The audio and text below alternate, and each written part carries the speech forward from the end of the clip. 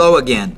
4 weeks ago, or 5 or 6, I don't know, a long time ago, Naiadryade asked me to respond to an article in Huffington Post titled, "Bernie Sanders Will Ban Fracking, Hillary Clinton Sold Fracking to the World." It's a good article, and I've been wanting to respond to it, but at the same time, I've also been reluctant to get into any more political discussions on my channel, partially because I really want to talk about the election. It seems very, very important to me, and partially because I think nobody wants to hear about politics on YouTube. It's not a great forum for discussing politics, but I don't know. But she asked me, so I'm going to try to do it anyway.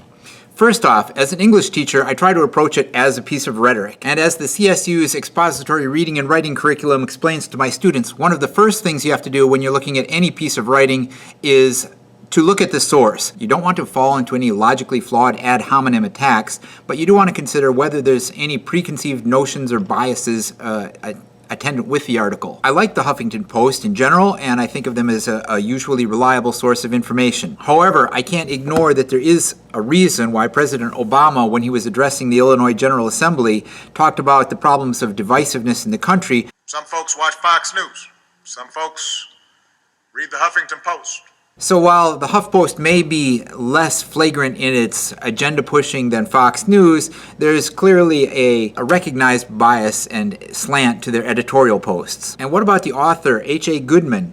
Looking through his other recent works, they range from Bernie Sanders is a once-in-a-lifetime presidential candidate, the time is now, to Bernie Sanders will become president. The FBI and 67% of Americans distrust Hillary Clinton.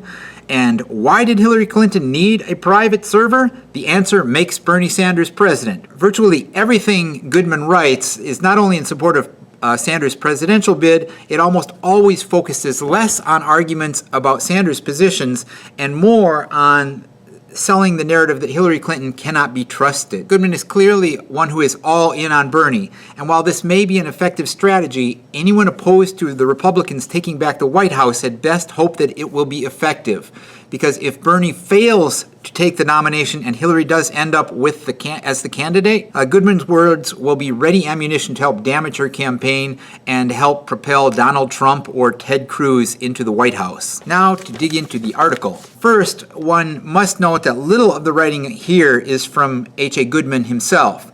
Instead, it pulls quotes and comments from earlier articles by Brad Johnson, who also writes for Huffington Post, John Wagner in the Washington Post, Maria Blake in Mother Jones, and Elena Shore in Apolitico. He also draws from lobbyist R.L. Miller of the Climate Hawks Vote PAC and Bill McKibben of 350.org. Over and over again, Goodman pulls quotes that echo a similar theme. Hillary, along with Bill Clinton and organizations associated with him, have accepted money from various Wall Street corporations, including those in the energy and petroleum industries. Bernie Sanders has not. Because she has accepted these monies, she can't be trusted on the environment. But accepting money doesn't mean someone cannot still maintain ethical principles and work consistently for the causes they have always championed. If you have evidence of Hillary's votes being moved away from the causes she has advocated for more than 30 years now, then I'd like to see it. But accepting money from corporate interests doesn't prove there's a nefarious connection. It only proves that you've become a recognized leading candidate on the national and international political scene. So now I'm going to offer my personal response to what I see in the article as far as fracking goes.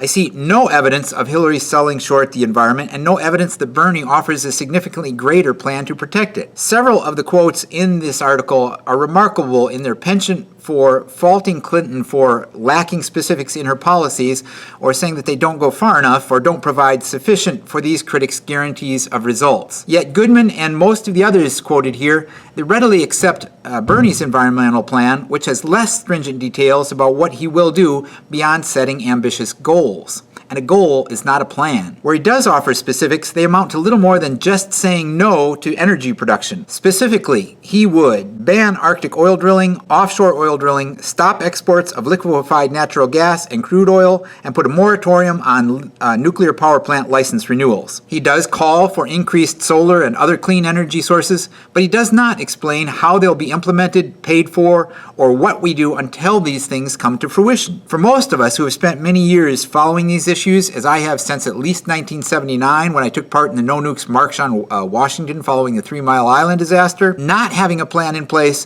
while you're not doing all these other things means a continued reliance or possibly even an increased reliance on coal and nuclear energy, both of which I see as fraught with many more risks than comes from fracking. According to Goodman in this article, Clinton has avoided taking a clear stand on fracking.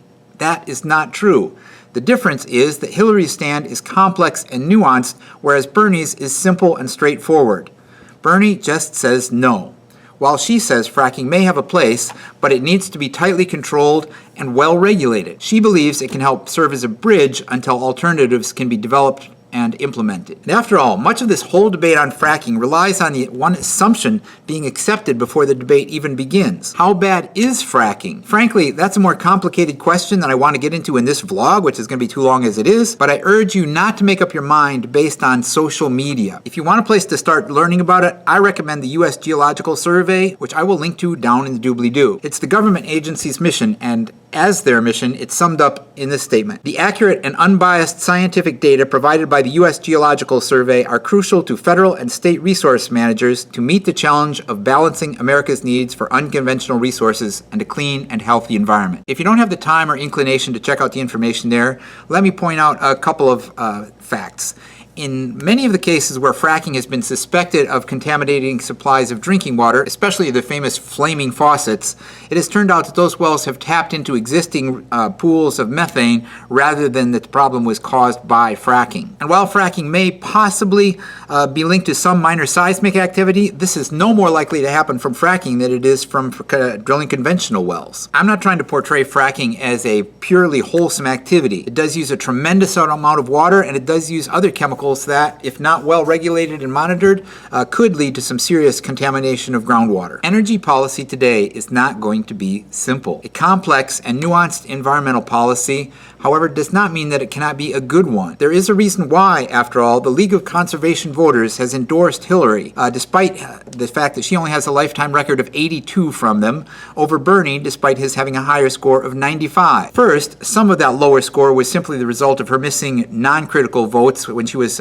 involved during the 2008 presidential campaign. And also, more importantly, the League of Conservation Voters recommends that there's sometimes a difficult choice to be made between someone who has the political skills, experience, and connections to help you achieve 82% of your goals and someone who will fight for you 95% of the time, but likely lose more of those battles in the long run. A perfect score on the environment might seem like the ideal, but sometimes other factors have to be taken into consideration. Republicans all too often are willing to throw away the environment in order to focus solely on jobs and the economy. But just as the environment matters, so too do those jobs and the economy. And arguing that all the problems in the economy are simply the result of trade deals like NAFTA and globalization fails to recognize the reality of the world we live in today. So in the end, I have to say I'm not convinced by this article. I still believe in Hillary. I think her environmental policy will be good. This doesn't mean I don't like Bernie. Bernie is admirable. He's noble. His causes are right and just,